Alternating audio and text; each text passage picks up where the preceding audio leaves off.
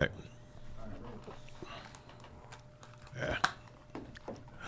Welcome to episode 355 of my podcast, Who's Paying Attention? And today I have a guest who I don't know how long I've known this guy. I know I've wanted to talk to this guy probably since I've known him. You know him from Workaholics on Comedy Central. I'm dying up here on Showtime. He's got a new Showtime special coming out. He is absolutely hilarious. Ladies and gentlemen, Erik Griffin is in the house. What's up, E? Did I not mention a fellow Clipper fan, by the way? Fellow Clipper fan. Oh. It's hard to be a Clipper fan. Fan or sufferer? I'm not sure which word we use. And at a certain point, you just stay with it. You know, people are like, you still a Clipper fan? You're like, get out of my face. Yeah. I love the Clippers, win or lose. Yeah. They're my team. And now, this is the thing we do now. Now we watch the playoffs to see how many Clippers are going deep in the playoffs on other teams. I say that same thing. So I cheer on teams. I go, I would love to see Chris Paul get that championship. Exactly. I'd love to see. I love when Pat Beverly was. I was like, Pat, come on, Pat Beverly, you can do this. Yeah, I always look at like former Clippers, because I think once you're a Clipper, you're always a Clipper. Yeah, because it's almost like a rite of passage. It used to be back in the day, they called it a rite of passage into the NBA. Like you play for the Clippers, then you get traded, and then you're in the NBA. That's so rude. So, I've always wanted to ask you this, man. Where are you from? Where'd you grow up? I'm from L.A. What's your background? Yeah, I'm from L.A. You grew up here? Yeah, I grew up in L.A. Did you grow up in the entertainment world? Like, was this always the plan, or? No, it was not always the plan. Yeah, It's, when you live in LA and you don't really have any mentors, you don't have anybody like in the business trying to tell you, hey, this is how you do it. I never had anything like that. So I stumbled into it just being funny and, you know what I mean? And then like taking a comedy class. Yeah, I was going to ask, so did you, because I did the class thing. So you did the class as opposed to just wandering into an open mic half drunk, and then but the wandering came after the class anyway. Right. Yeah, because you have to do it because you didn't know what no one tells you anything.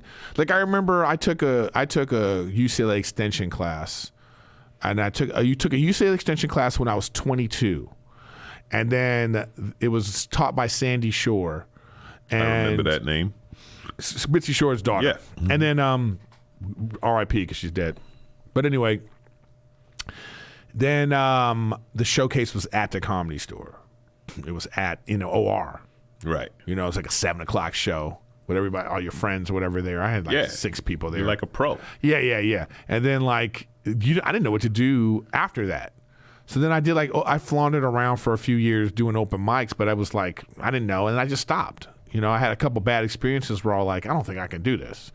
And then, so then cut to 8 years later is when I was figured out how to do it. Really? Yeah. I'm surprised you stopped. I was surprised too. It's one of my regrets. Yeah, I'm surprised you stopped because you're good.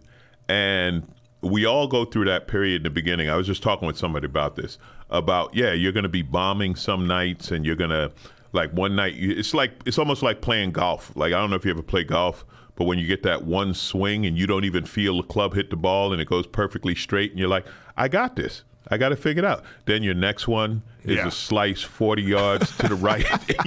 It's the same way, right? You kill one night and you're like, I'm a star. And then the next night they're looking at you. But when you're young and you first start, maneuvering and managing that disappointment is what no one tells you how to do. Yeah. And you have to just figure that. And I didn't figure that out till later. Yeah, that is true. So this is great, though. Relate that to your series, I'm Dying Up Here, which was kind of a series about the same thing, about comics that, further along than open mic, but still comics coming to LA trying to make it, right? So now, is art imitating life? Is it completely different? What's that? Well, it's hard to say. I mean, in the making of it, you don't even think about any of that stuff because it's so different. When you're looking at the show later, if you're watching it, then you can watch it and be like, okay, as a fan, I feel this way about these people. But I didn't really think of it like that at all. And I think that it was just I don't know. I think they were still trying to figure out what that show was going to be. And I wish if we had gotten one more season, I think that would have been the one that we got it. But it just, Okay, between you and me, you just described my entire career. Just one more season. Just one more. Yeah, I know. Sucks, man. Isn't that so often this business, though? I mean, it's so rare for something to end when it's supposed to. It either ends before it was supposed to or after it should have. Yeah, but at least the after it should have, you hopefully making a bunch of money in the meantime. You know what I mean? Like to be on a shitty show right now, right? Yeah.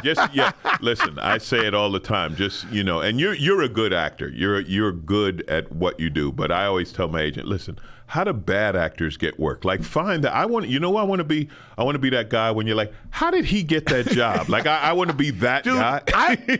See, we kindred spirits. Because I often say, I see something and go, give me a chance to be shitty. Right. Can I be that shitty? Can I be that bad? Yeah. Can I?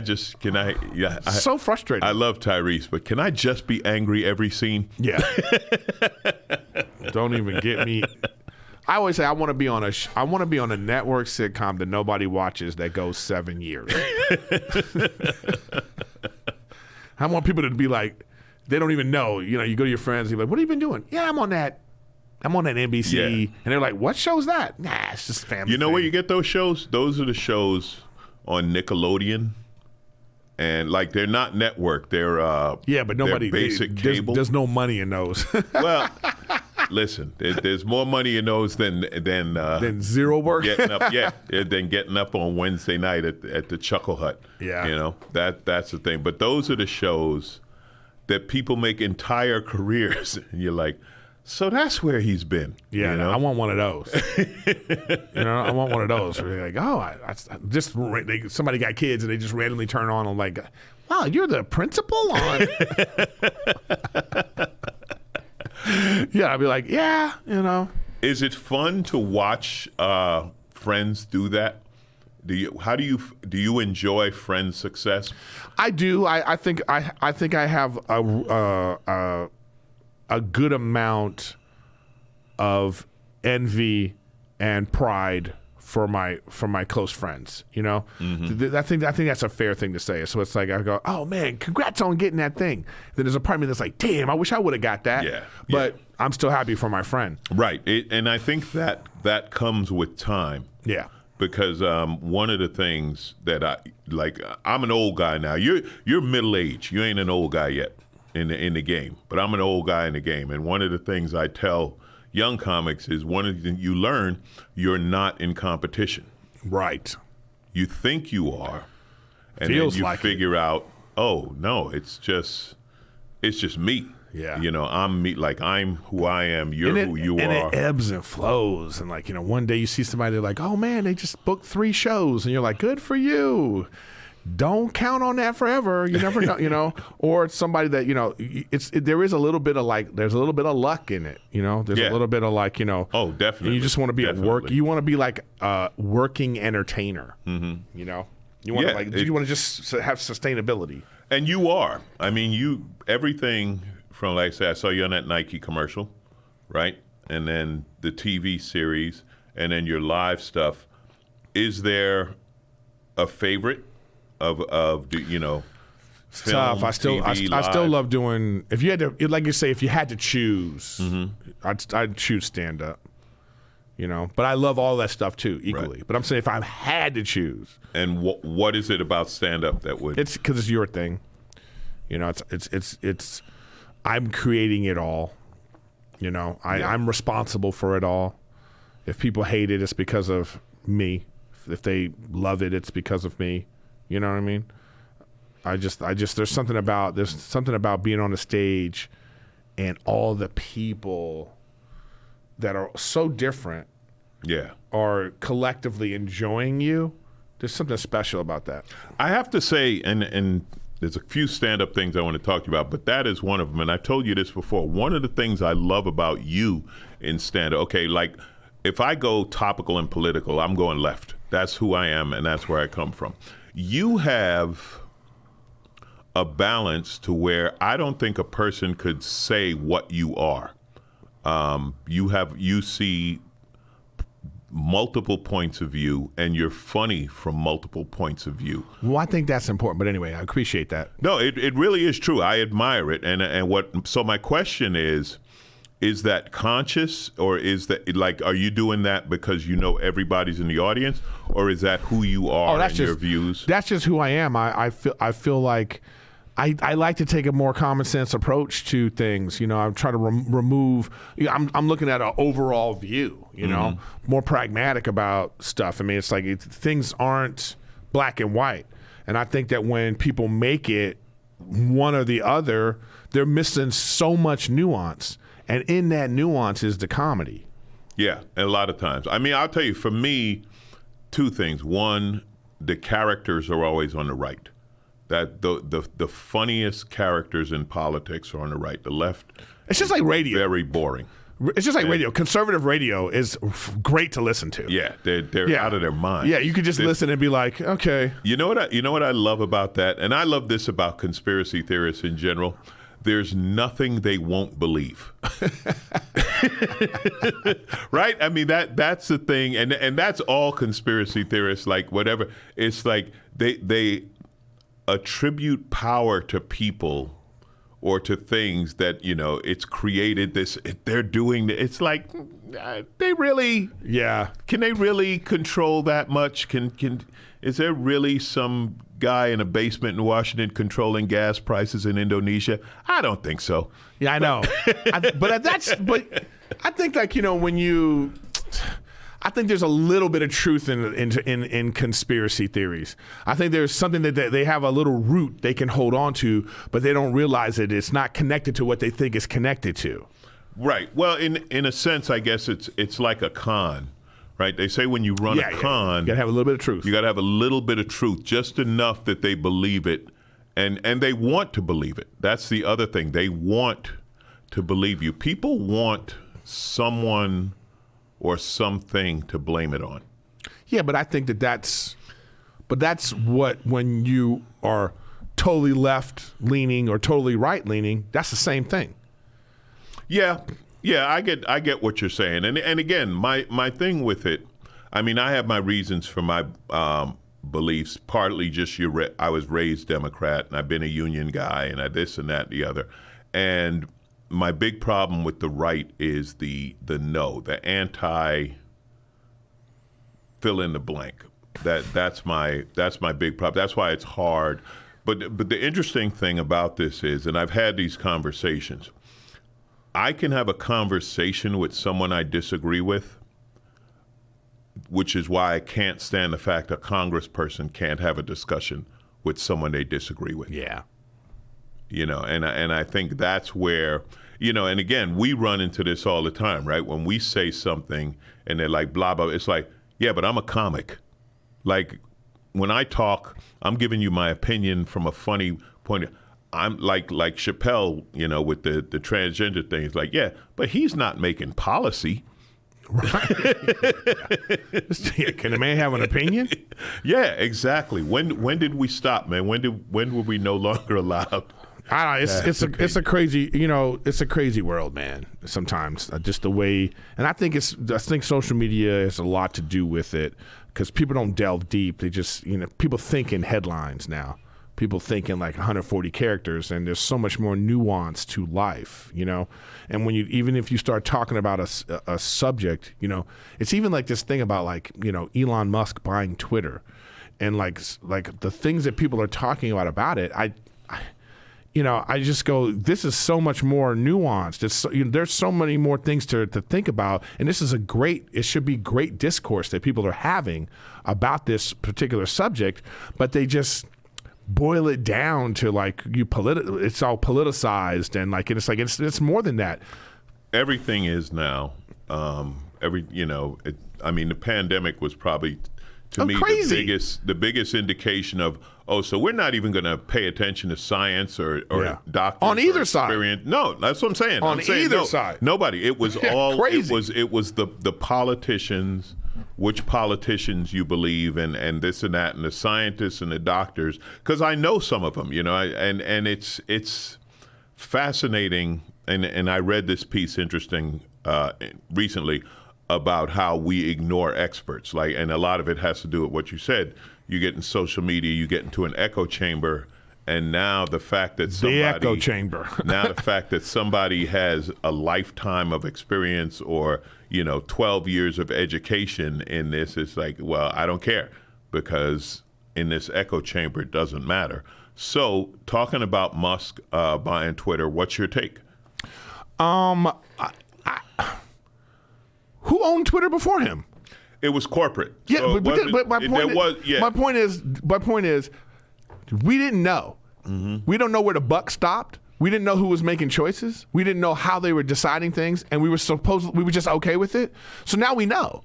So now it's one guy. Mm-hmm. So if this guy's like, this is my vision, I want to do this with it. If you don't like it, just don't be on it. Yeah. And so I feel like if he, the thing that people are harping on is he's like, he wants free speech. But, the thing that comes with free speech is, there is a feeling that people would say free speech can be racist. And I'm saying free speech isn't inherently racist. It just allows people to be racist. But it also allows people to be other things too. Right. And you have to decide where you want to be on that line. I'm a person that believes in that we have to have free speech. So that means we have to deal with David Duke types and these kinds of people who have ridiculous opinions about things, and it is what it is. But if you start to go, well, we're going to decide what kind of speech we can have on there, then, that's a slippery slope that just goes into then we're being controlled completely. Right. And you get into 1984 when you can control words and speech, you can control ideas. Yeah, in the long run. Exactly. Now, my thing, and this is my big problem with us, when I say us, our society and free speech, the part of it people forget is responsibility. Mm-hmm. So you are allowed to say anything, but there is a responsibility to what you say, and you can be held responsible to what you say. And again, I say particularly politicians. If you're a politician, you can say something, but don't cry when it comes back up. Like, one of the things that's hilarious to me about politicians is they really don't understand this technology, and that, no, it doesn't go away. Yeah, no, sure you said it, and we're going to bring it back when it comes up again, and you can't say you didn't say it. Like, back in the day, you could say you didn't say it because unless somebody had a tape recorder. You could be at a rally in North Carolina, and you could be like, and black people, and they're like, I didn't say it. But now it's like, no, it's like sports. Roll the tape. It's like sports. Let's go to the videotape. Yeah. Here you are saying blah, blah, blah, right? So I think that's one thing that's lost. Now, I like what you said about you have the freedom to be racist, because I don't even know when I learned this or heard this, but they said the hardest thing about free speech is defending the speech you don't like. Exactly. But that's anti how we are right now in society. Right. But now it's you're right. There is an element both sides. And I talk about this, it's like the cancel culture. Both sides say the cancel culture is ridiculous until they want to cancel someone opposite them. Mm-hmm. Then it's okay. Now, and I know I'm shifting gears, but that's because, like I say, I love talking to you about this stuff. Whatever. So with that in mind, the other thing that I think that they do need to regulate, and they can do this through technology, but they don't, is the misinformation and bots. The bots intentionally spreading, particularly foreign influence in our, Well, one of the things I heard him say is that he wanted to make sure that each account was an actual real person. That'd be great. That'd be great. That's one of the things that he's trying to do. Well, how do you handle that, the negative comments to anything you post or whatever? How do you handle it? What do you do? It is what it is. I mean, I have a thing now where I end up like, so I don't want to block anybody, because I think you block somebody, you give them a certain amount of power, so I'm not blocking anybody, but I'll mute. So on Twitter, I just mute them. So they can talk about me all they want. I'll just never see it. Right. Yeah, because who cares? You know what I mean? So I'll mute, and so they're still out there spewing it, and I'm just like, so they win. They get a win, and I get a win because I don't see it, and I don't care. On Instagram, as soon as I see something out of pocket, restrict, hide story, and then when I see that a message comes up, I just delete it. But I don't even look at it. Right. So like if you said anything to me out of pocket one time, you're restricted, and I'll never see your message again, ever. And that's just how I do it. And then you just have to like deal with it. I like social media. So if I like social media and I like being on it, if I like seeing how I'm affecting people, if I like seeing people interact, I'm going to see negative stuff too. And you just have to like, and then you move on, I look at, particularly with Twitter, I look at how many followers they have. Because that's how you can always tell the bots, right? 0 followers, 3 followers. Yeah. Okay, no sense. I have a friend, he's been banned and suspended. He almost lost his job. He's one of those that gets into Twitter fights. And I'm like, who are you fighting? Who are you, like, why are you taking your time to argue with this person? Because you're not going to change their mind. Yeah. And any engagement is, like you said, it's a win for them to get you engaged in this. Now, shifting gears. But wait, before you shift gears, I was just talking about this myself, even on my own podcast, Riffin with Griffin. Somebody tweeted at me something that was just so inappropriate. Okay, so I reported it. Sometimes I do that. Okay, report message. I got a message back from Twitter, and it was like, "This message doesn't go against our policies and our rules." I was flabbergasted. Because then I pressed the thing for their rules, and I went down the list, and one of them was harassment and something else, and I was like, if that isn't fall under this, then nothing does. Yeah, and it's, I don't know if arbitrary is the right word, but it's interesting what sets off the because it's all algorithms, right? It's all, or keywords or whatever. It's interesting what sets it off and what doesn't. There can be definite threats that are not done, and then you can make an innocuous comment or just a comment about not liking something, and then you're like, I made one comment on Instagram that they said was restricted, and I don't even know what I said.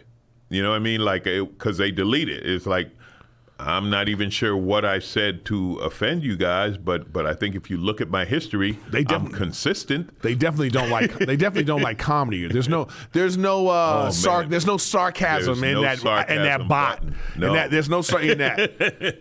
Everything is literal. Yeah, everything is exactly. Everything is literal. Like, because somebody said something to me, and I was responding in a funny way, but the words "kill yourself" were in there. Right. Yeah, and then that was like, now I'm done. Now you're bullying children. Right. You're actually known for that. I don't know if you're aware of it, but in the comedy community, we often talk about Erik Griffin and his bullying children problem. And, one would hope. It is what it is, man. But yeah, the negative. Like, how do you deal with you? Look, I just hate to stop, but that phrase. This is a podcast, so now that phrase is going to come out. Just Erik Griffin bullying children. Yeah, but from your mouth, that'll be the meme. Well, sometimes kids need to be told. I don't know. I just think like you'd be lying if you didn't say the negativity makes you feel something. Yeah. No matter what level is what the that's the thing you can discuss, like how much it lets you bother you. But you see something, you go, wow. I really always feel bad for that person. It's like somebody that you would tell a stranger these words. To me, it's it's like I was like, damn, what's up with you? My thing is, why are you following? Like, if there's someone I can't stand, right? Like, and I always use Tucker Carlson as my example. Like, I don't like Tucker Carlson. I don't believe anything he says. You know what? I don't watch Tucker Carlson. Like, I don't tune in every night at 8:00. Let me be mad for an hour. Yeah. I don't understand. But you should if you sometimes. Completely. The clips come up. You're not going to not see the most ridiculous. But the time people spend pursuing things that they hate fascinates me. Me too. Like, that's what I'm saying. When I look at a person on Instagram who just sends me some out-of-pocket message, puts a comment that I just go, why would you say that on the internet? And then I look and I go, they're following me. Yeah. And I'm like, what? So then it's like, remove friend. That's what I do. Right. Remove friend, restrict, hide story. And now I don't care if you live or die. I did have one guy, and I don't know if this guy was real or not. He's on Facebook. He might still be there. And he was from Kentucky, and like total right-wing racist guy who didn't like me at all. But it was funny to me how much he would disagree with anything I said. And I would leave him up there, and I would tell people, don't get in arguments with this guy because this is what he does. And I always just pictured him sitting on a porch somewhere in Kentucky with a laptop or Bodden's at it again. just hating, just waiting every day for me to say something so he could hate it. But the thing that gets me about these type of people, and this is one of the things where getting back to the Twitter thing, is like him wanting to like every account be verified. One of the things I like about that is like I think that's how it should be anyway. I think everybody's real name should be on their account, regardless. Yeah. I think it should be like, and this gets back to the responsibility. Yeah, you can have some whatever Dingleberry name you want to have. Dingleberry 75.5. But when I click that, it should say Alonzo Bodden. Right. Because I'm on the internet, and you know who I am, and you can even find me. I'm gonna be in Cleveland. 28th to the 20. Tomorrow to the 30th. You know what I mean? Like where I'm gonna be. So if you're in Cleveland and you don't like me, come on down to the club. Well, this is a thing that we as comics that I say to all these people, and this is why I say they're cowards, because we're saying it publicly with our name. So my name on it. You know my opinion on this issue, on that, or the joke I said about that thing. Whereas with them, they are hiding in the anonymity of the internet. And like you said, they're going to be Dingleberry 75 or, Ghostman 22 or whatever. And it's like, so you're not anybody. Like you're yelling, but it's like the drunk heckler at the back of the room. It's like, hey, I'm up here under the lights on the stage. You're hiding in the dark and trying to fire darts. And why? You paid to come. Well, you know what I mean? That's the thing too. It's so strange. Even at a comedy club, I go, "What are you doing? Why are you being like this? This doesn't even make any sense, man. None of it makes sense." Okay, good. So perfect lead-in to being comic. No, this is a great lead-in because you have, and I have quoted you, and I know it's an old topic now, but I just want to get it since I have you here. Your take on Will Smith, Chris Rock, and the Oscars. I have quoted your take. I think it is. I thought it was a great opinion when I read it. So let's talk about that. Go, tell me. Well, you said that they need to stop inviting comics to the Oscars. Yeah.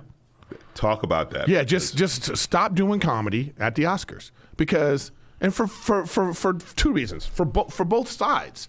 I use an example of like if I'm graduating from college. I wouldn't want the valedictorian who's giving the speech to be looking down being like, oh, Alonzo Bodden's here, everybody. I don't know how he graduated. I'm getting roasted. Yeah. My mom's you here. Like, can I just get my diploma? Can I just pick up my award and get the hell out of here? So I get that energy, okay? And so what it is this prestigious thing where these people want to suck themselves off with awards and accolades. That don't need to be on TV. Mm-hmm. It's not entertaining. Well, it is to a lot of people. People still. I don't think it is because when you look at the ratings, it's going down and down and down. But down. I will counter that with the ratings of everything's going down because we have so many more choices, right? But the Oscars, it's definitely not as popular as it was, and they know it. But there are still people. Listen, it's always fascinated me. Like, you're going to spend 2 hours to see what dress so-and-so wore, like that but part. And then the award show, like you said to me, it's a bunch of actors telling each other how great they are. I have no interest in that, but people do. So I you know what, I give it the same thing as sports, right? Like the way we watch sports, and a lot of people like, who cares? What do you know? Yeah, but the difference there is that you could say who cares, and then you look at the TV and you see a stadium full of people watching. Mm-hmm. So that you can't say that. Yeah. But you can quantify with the Oscars that they're not getting the ratings that they were getting before. Not as popular as it's not as popular. And it's not as popular for a lot of reasons. One, before, when we would watch the Oscars, how would you see Will Smith? You'd see him in magazines, you'd see him maybe on TV, you'd see him in movies. There was no way to see this person be just Will Smith on TV. Now we have this. I know more about those actors. By the way, people, he is holding up a phone. Oh, you're not video? I'm holding up the phone. You're right. Sorry. For the audio people. Some will be just yeah, you're right. We have this phone. So now I can go to Will Smith's Instagram, and I see more about him and know more about him on his Instagram than I would see him sitting in a dark suit at the Oscars. There's no thrill anymore. It means nothing. If you follow, and if you're that type of fan, and again, this is too much to me. It's too much information. Like, I'm a little older than you, but we're old school sports fans, and it's like, listen, I don't need to know what they're doing when they're not playing. Exactly. Like, I know he's got a bunch of women and some baby mamas and this and that. I don't need any details. It's like when we found out Sean Kemp had 9 kids. I was like, can he dunk? Like, I don't need to know. So, but that's the world we live in now. Yeah. Mm-hmm. So we have all I'm saying is, like, so you look at like something like, you look at the Oscars and you're just kind of like, all right, what is this? Another thing happened is the liberal echo chamber that has to always be at the Oscars, and forgetting that the other 100 million people that live in the country that also like movies, they're at home like, hey, we voted for that guy. Can you just pass out awards and shut up? That's a real feeling, and so those people are like, no, I don't want to watch these people say things that, like, I don't want to hear that right now. I'm just trying to watch my dressed up star get his Oscar. So I will say that's always been there. I mean, Brando turned down his Oscar for Native Americans and stuff like that. They've always had, Hollywood's always leaned left, and they've always used the Oscars as a voice. Granted, it may be used more, way more, but that has always been there. But the going back or continuing with the thing of not bringing comics. So you said that's one side. Yeah. So the other side of it is like the comedy is like, so if comedy is going to be such a bother, if you don't want to be roasted, then don't have the comic there. Take that entertainment value away. Just have somebody come up there and give the awards out. Like, this shouldn't be on ABC, CBS. It should be on C-SPAN. It should just be on Bravo. Mm-hmm. It should be on a station that is like, it's about the fashion, then put it there. Yeah. Or, like I say, put it on C-SPAN where with, like, there's really important stuff going on every day on C-SPAN. Oh, nobody's watching. That nobody's watching. Like, I'm talking about life-changing absolutely. Votes and trials going on that we should be watching. Like, that senator is doing what? And Eric, so you're talking to a guy who's on NPR. That's what I'm saying. I know that's your jam. C-SPAN is your jam. More than I need to, they call. So what I'm saying is, like, that's where the Oscars needs to go. It's like, don't have a guy that this is what he does. Like, you have a guy like Chris Rock is known for what he went and did. So if you're going to have him there, it wasn't a surprise. It wasn't a pop in. Right. It wasn't like they were like, doing, hey, I'm guess who's here, everybody?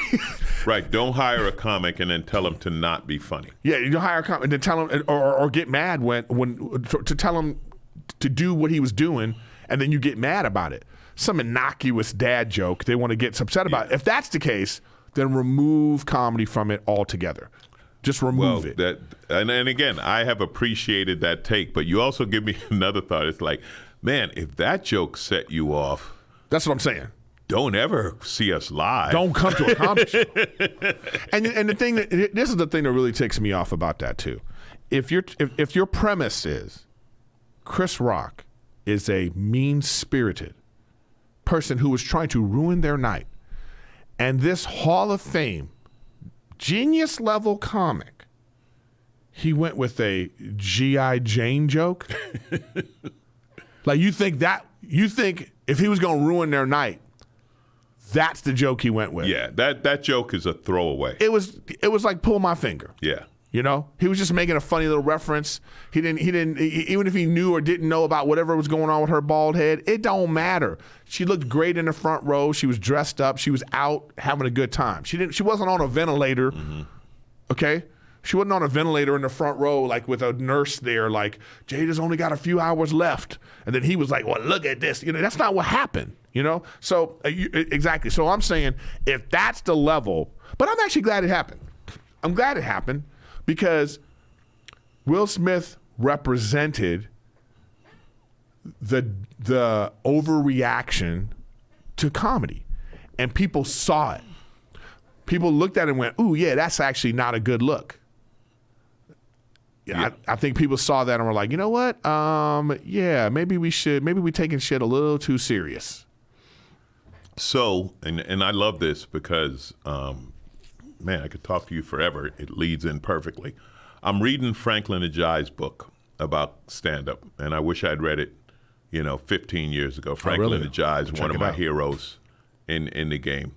But he talks about leaving them with emotion because emotion affects people. Now, I, having worked with so many musicians, particularly jazz musicians who create their art with no words, with just notes. Mm-hmm. I've always said, people like, what's the difference? I said, the difference is that comics, we speak information from the mind, and musicians play music. It strikes you emotionally. He's saying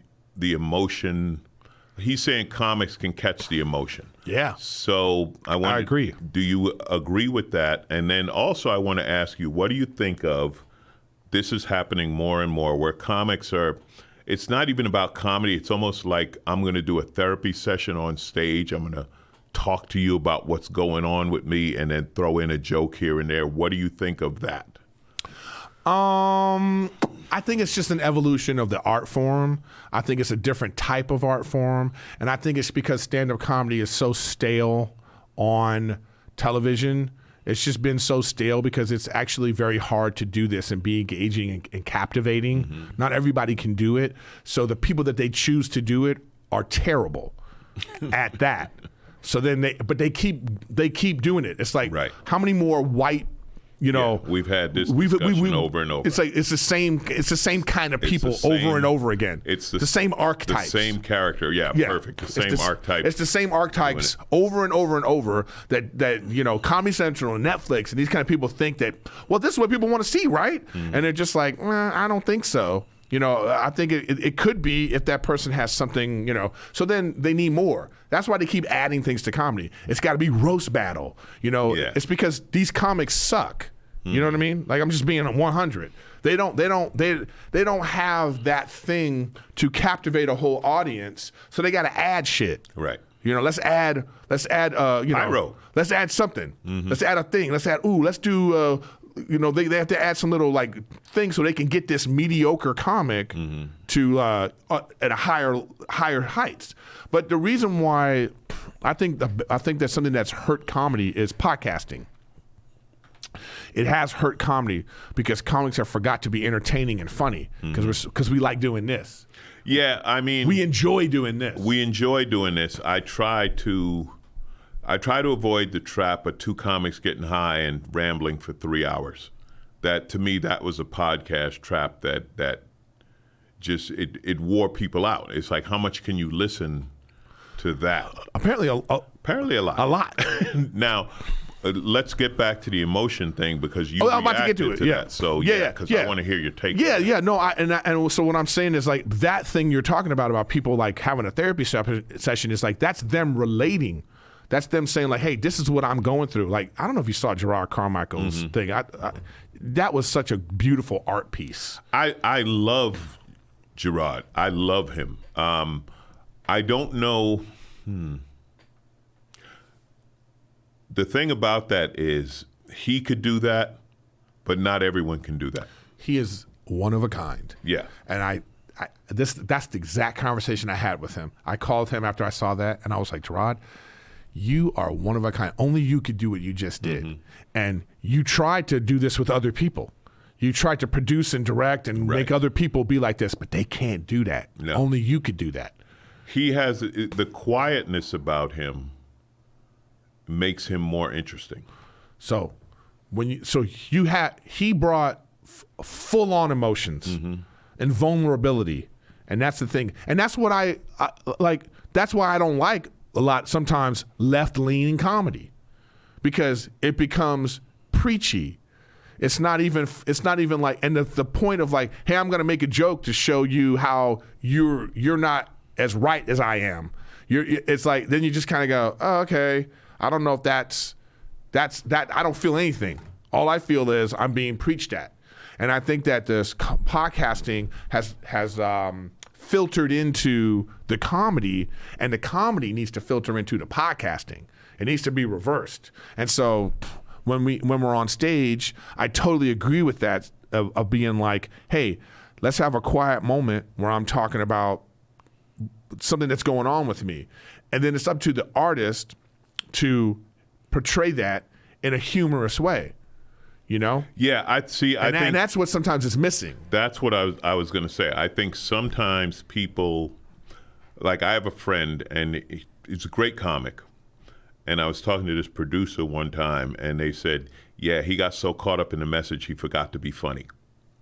And he said, that's why he's not working. They're like, yeah, he forgot to be funny. Like, especially, and you know how it is, when they come out on Saturday night, it's date night, and they come to see, they want to laugh. Yeah. Regardless of if you have a message, if you don't have a message, if you're doing throwaway crowd work, or if you're, stuck on a topic, show. Whatever, they still want to laugh. It's a show. One of my favorite compliments that I get is when people say, I don't agree with you, but that was funny. That's like, well, that's the best I could do. That's the best I could do. You don't have to agree with me, but if you laughed, you had a good time. What I like is when a conservative person comes up to me and goes like this, thanks for talking about both sides. Mm-hmm. That's the comment I like, because then they know they don't feel alienated. Yeah, they feel like, hey, I enjoyed myself, and so they're saying, you got me, and I'm glad you got them too. They don't even come to see me. They don't even come. They like, nah, we're not gonna. But the thing is, it's like I get that with black and white. I get that with race material, that they're like, yeah, that's both sides. Or lately I've been talking about language and art, because we're so obsessed now. I call it trigger words. And you know this, because people hear a word, just like you said. It's like you're in a headline. And you put an ER on it. And then they're not thinking beyond the word. Like they don't hear anything else. Because now I heard the word. Yep. They don't hear anything that came after that word, because that word triggered them. I mean, that was the whole. There's no context. That was the whole Chappelle thing. That's what I'm saying. There's no context. That's the most important word in the English language. They don't know. They don't know details. They don't. They just hear what they hear. And the thing about it is, when you're at a show, people listening and watching, you're at a show, and the comic says something, say that you're not on board with it. Look around the room. Is everybody not on board with it? Because then you got a case. Mm-hmm. If the crowd is silent and everybody's just like, oof, well, that was out of pocket, whatever, then you could be like, hey, man. Dude, what you doing? But like, if you're sitting there and everyone around you is enjoying themselves, maybe it's you. Man, that should be that's a special. That's a title for a special. Maybe it's you. Maybe it's you. Maybe it's you. And the thing too is like, and it's not to say that you're wrong. Right. But it is to lend itself to say, well, maybe there's a different perspective. Because what this is about in context, like we said, context is so important. It's all about what your definition of words and sentences and jokes.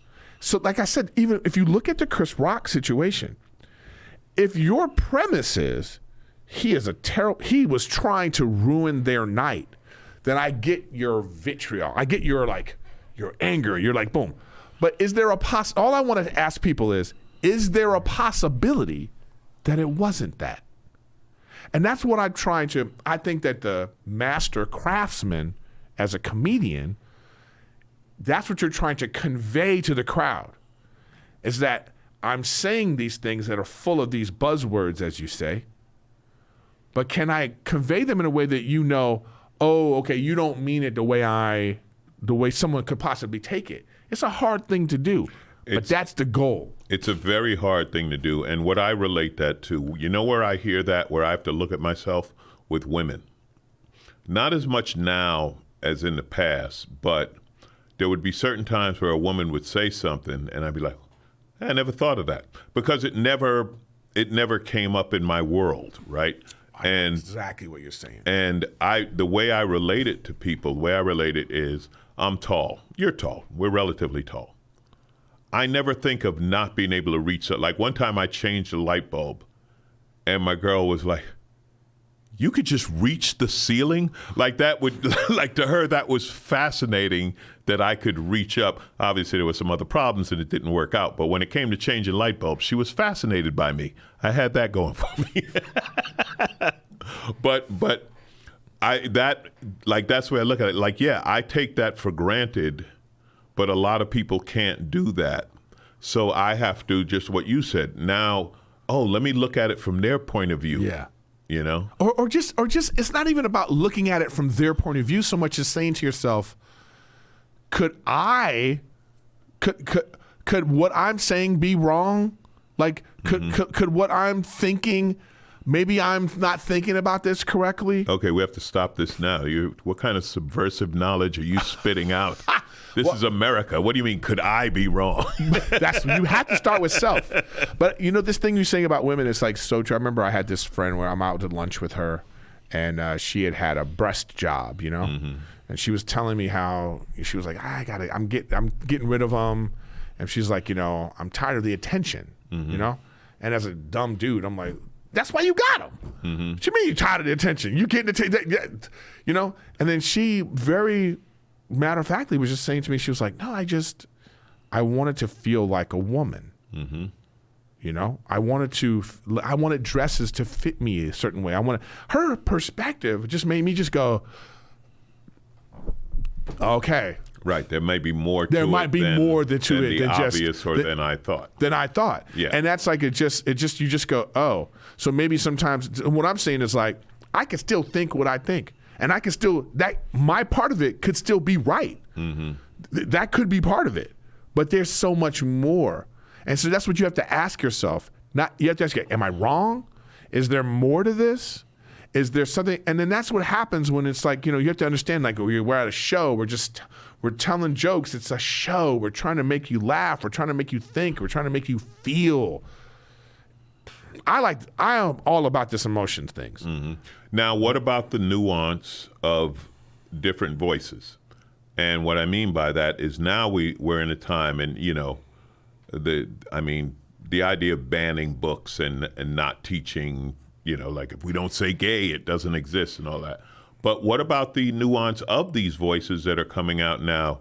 Gay, transgender, I don't know, let's just say alternate lifestyles than what we're used to. Even minorities and immigrants that we haven't heard from before are now speaking up. How do you feel about all of that? Oh, it's a big question. I mean, I just, there's room for everyone, I just think that people need to stop making it seem as if their voice is the most important voice.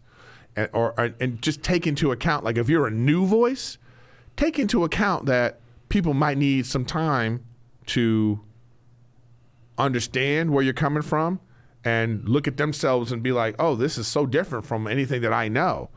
And they're not bad people because they're doing that. Yeah, that's always been my take on the Midwest versus the South. Because in the Midwest, it's like, well, they haven't seen this before. Yeah. These foreign people, or in some cases even black people, definitely various Latin people, besides, the stereotypical Latin people. I used to do a joke all the time that if you're from the East Coast, you're Puerto Rican, in the West, you're Mexican. Nobody's interested beyond that. We don't need any details, you know. But in the South, it's always been more of a angry anti, like, you know, particularly with black people, right? Because it's like we've been there from the day one, and it was an intentional anger. And I've always said that that's different. When you say they're not the only voice, that is true. You know, it's like, I just worked with a guy, and I will call him out by name because I love this guy's act. His name's Alex English, like the basketball player, a comic in New York, a gay black guy who was talking about, like, we're not that big a deal. Like, we're just gay. Like, he would say, I love Jussie Smollett because we needed to look bad. Because everybody, oh my gosh, you're gay, you're perfect. He's like, no, we're not. No, and it was a completely different point of view on being gay that was hilarious to me. He was like, he had jokes about the rainbow flag clashing with everything and whatever. If you're listening, if you're in New York, if you get a chance, catch Alex English's act. He's hilarious. But I love that. And Chris Rock talked about this a long time ago. You're truly equal when you can do badly. Dude, I was just on Adam Carolla's podcast, and I took umbrage with, like, this, you know, this whole thing that happened with Sam Elliott when he was like, he said, I didn't like this Western, you know. And the thing was like it's as if you can only criticize things if they're all white. So let's say a movie comes out and it's all white. Now we could be like, I don't think I like that movie. For why? I don't like the directing. I didn't like the performances. But once that movie comes out and they go, well, you know, 3 of the actors are gay, transgender, and they were talking about it in the movie. Now, it can't be bad. It can still be bad. Yeah, ideally. I know, but right. But now we're living in this time where, like, so now it's like, you know, these voices you're talking about out here are being like, oh, well, you know, if you don't like it because of this, and you're just kind of like, white males had a good run. Yeah. even no matter. And I'm joking about this because I love Adam, and Adam's one of those guys that, and you've probably encountered this too, where people have an impression of him that isn't him, based on some things he said. They think he's all, like you say, one way, white, conservative, this or that, and I'm like, nah, there's nuance to him. And then I tell people, you know, he produced the movie about the first black guy to drive in the Indy 500. Like, he did that. So, you know, the nuance and the doing poorly, you know, it is true. It's like, there are certain people that get a pass. There are certain people that get a pass. Like, you cannot criticize them. You can't criticize a Quentin Tarantino movie. Yeah, it's crazy. Not everyone has been gold. I know. I don't know if we needed. I like how he. You know what I like about him? I don't know if we needed to kill Bill 3 times. But I like how he doubled down, and he doubles down on, like, he's like, well, I like talking about race, and I like writing for black people. Yeah. You know, and I'm going to do that. And even though people was like, what's up with all the N-words in your movie? He's like, all right. And he came out with another one where it was like more of them. There was more of them. So we got to wrap this up, and thank you for coming in. You notice I've been taking notes because I try to do a little outline of each podcast. So, I like it. But trying to catch your ideas in outline form is going to be difficult. It's going to be more question form. But the last thing, because of the times we live in, and I do a lot of topical stuff, as you know, news, this or that. Give me some good news, man. Because when it comes to bad news, that is an unending waterfall. What a good news and bad news is. Give me any. I'm getting married. Congratulations. Yeah, so I'm getting married. I started late in life, which is like, you know, it feels daunting because she wants to have kids and all this kind of stuff, and I feel like I just turned 50. Yeah, so you're an old dad. I know. So I feel like I'm at an age where I'm supposed to be like, whoo, the kids finally out of the house and they in college, and I'm starting, you know. So it's like really like I feel like I'm gonna be like my back's gonna hurt when I'm trying to play catch. Yeah, absolutely. Like, move forward. Absolutely. We're like, Dad, I'm right here. Just shut up and catch the ball. So I feel like I am excited about it. You know why I'm really happy about that, and I have a friend who just had his second kid. He's a comic. I said, because that's real. Yeah. Because so much in our world, especially Hollywood, like it's all fake. Yeah, it's man. Fun. It's a job fun and it's too. shiny and it's this and that, but none of it's real. Yeah. But when you talk about something like this, like getting married, starting a family, that's real, man. So I am very happy for you. I am genuinely happy for you. That's the good news. I be the senior uncle. I ain't playing ball with your kid either. I'll let him. Right. I'll let him run with my dog. My dog can wear him out. I ain't running with your kid. What I'm saying. I don't know what. I just feel like I'm gonna have to put a nanny account. Got to get that ready. A lot of this money gonna go towards some young pup out here. Yeah, go take care of my kid. Let them know I love them, though. That's fantastic. Yeah, though, man. so that's the good news. That's but great. And, thanks for having me. But we can always talk. Well, we do. I'll come back on with some new thing happens. We come like I gotta come on here and be like, I can't believe. So to the listeners, Riffin with Griffin is his podcast, which is fantastic. Check me out on Riffin with Griffin on most platforms. I'm also with All Things Comedy, so check me out. I also have another podcast called Gen to Gen, what I'm doing with this social influencer called, his name's Matthew Espinoza. Mm-hmm. I'm 50, he's 25, and we're just talking about the different generations, and it's fascinating to talk to him about different things. So I got that, and then when is this coming out? This is tomorrow. Oh, well, great. Well, then you can catch me in Cleveland. If anybody's in Cleveland, I'm in Cleveland tomorrow, the 28th, which will be today, right? Whatever. Yeah, this weekend. Yeah, 28th, 29th, and 30th, I'm at Cleveland at Hilarities. So come check me out there, and then ericgriffin.com has all my schedule and stuff there, and check me out. I am home this weekend. Next weekend, I will be at Mohegan Sun Casino at Comics Roadhouse, which is always great. Hilarities, where you're going in Cleveland, is one of the best clubs in the country. Yeah. Hilarities is fantastic. And I want people to know this, because this is a world I don't play in, but because I'm scared of the addiction. But you're a gamer. Yes, you can catch me at Erik Griffin Gaming on Twitch daily. I love that shit. I know. That's why, because back in the day, like in the early 2000s, when people really getting into it, it was like, I ain't seen him for 3 days. I was like, I ain't getting into that gaming. I tell you, but you know what? It was because of the pandemic, man.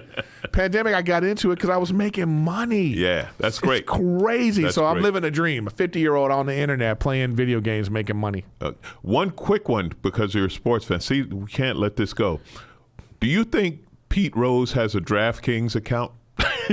He's got I put this on Twitter, right? Like, at this point, you're banned from baseball for gambling, and you're watching gambling commercials on baseball games. I mean, at this point, he's got it. Why not, right?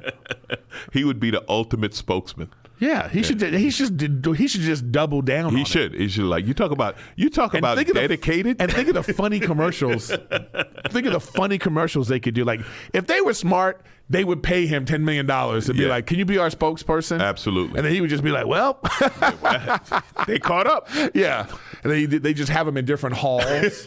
He's like, "Hey, I'm in the hall of." Man, thank you for dropping in. No problem. Appreciate you. Yeah. All Things Comedy, episode 355. Come back next week. There'll be a new guest. Yeah. And we're out.